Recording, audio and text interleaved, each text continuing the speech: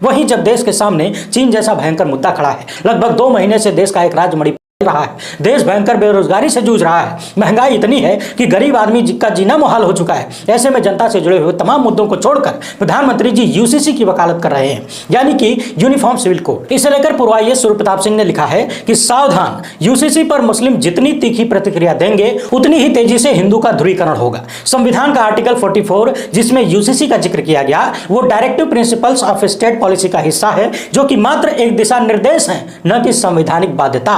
Article 44 के ऊपर है आर्टिकल 14, 15, 19, 21, 28, 29, जिनमें से अधिकांश आर्टिकल संविधान के मूल ढांचे का हिस्सा है, जिनसे छेड़छाड़ सुप्रीम कोर्ट द्वारा प्रतिबंधित है। इसीलिए यूसीसी लाना इतना आसान नहीं है। मुस्लिमों को समझना चाहिए कि उन्हें तीखी प्रतिक्रिया देने को उकसाया जा रहा है, ताकि हिंदू यूसीसी के पक्ष में एकत्र होकर एक बार फिर से बीजेपी को वोट दे दें। इसीलिए अभी यूसीसी का खाका आने दीजिए, तभी प्रतिक्रिया देना ज्यादा उचित होगा, जिसे बीजेपी और आरएसएस मास्टर स्ट्रोक समझ रहे हैं। कर्नाटक की भांति उल्टा भी पड़ सकता है, क्योंकि हिंदू भी अब समझ चुका है कि उसे बार बार वोट के लिए उकसाया और मूर्ख बनाया जा रहा है। हमने पिछली वीडियो में कहा था कि यूसीसी कोई 2 लाइन की कहानी नहीं है कि एक झटके में कह दिया जाए, और उससे भी ज्यादा समझने वाली बात यह है कि यह व्यवस्था सिर्फ मुसलमानों को नहीं, बल्कि भारत में रहने वाले हर एक नागरिक को टारगेट करेगी। वो किसी भी धर्म का पालन करता हो, सब इसके दायरे में आएंगे, और जनजातीय तथा आदिवासी लोगों के लिए और भी ज्यादा प्रभावित करने वाली चीज होगी। वहीं कुछ लोग ये भी कह रहे हैं कि यूसीसी का जिक्र सिर्फ इसलिए किया जा रहा है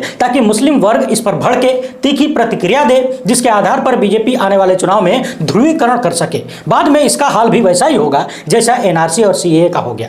आज तक कोई नियम नहीं बन पाया। अब तो किसी भाजपाई नेता की जबान से एनआरसी का नाम भी नहीं निकलता है। एक वक्त में ऐसा लग रहा था कि भारत की सबसे बड़ी जरूरत एनआरसी और सीएए हो गया है। यानी कि सभी जानकारों का मानना लगभग यही है कि शांत रहिए और इंतजार करिए, किसी भी तरीके की कोई तीखी प्रतिक्रिया मत दीजिए, उससे बचिए, क्योंकि यूसीसी के अंडर में पूरा भारत आएगा, कोई एक वर्ग नहीं। और जैसा कि सूर्य प्रताप सिंह ने कहा कि कर्नाटक की भांति यह मामला उल्टा भी पड़ सकता है, तो इस बात के चांसेस बहुत ज्यादा हैं कि दांव उल्टा ही पड़ेगा। यह भी हो सकता है कि जो वर्ग यूसीसी को मुसलमानों के खिलाफ मानकर खुश हो रहा है, बाद में वही इसी में ज्यादा लपेटा जाए। मगर यह बात कितनी चिंताजनक है कि देश में सैकड़ों परेशानियां होने के बावजूद प्रधानमंत्री उन्हें छोड़कर यूसीसी के मुद्दे पर तालियां बजवा रहे हैं। लगभग 2 महीने होने वाले हैं, मणिपुर अभी भी शांत नहीं हुआ है। कल फिर से कुछ दर्दनाक घटनाएं सामने आई है, लेकिन शर्मनाक बात यह है कि प्रधानमंत्री जी की जबान से अभी तक एक शब्द नहीं निकला मणिपुर को लेकर। वहीं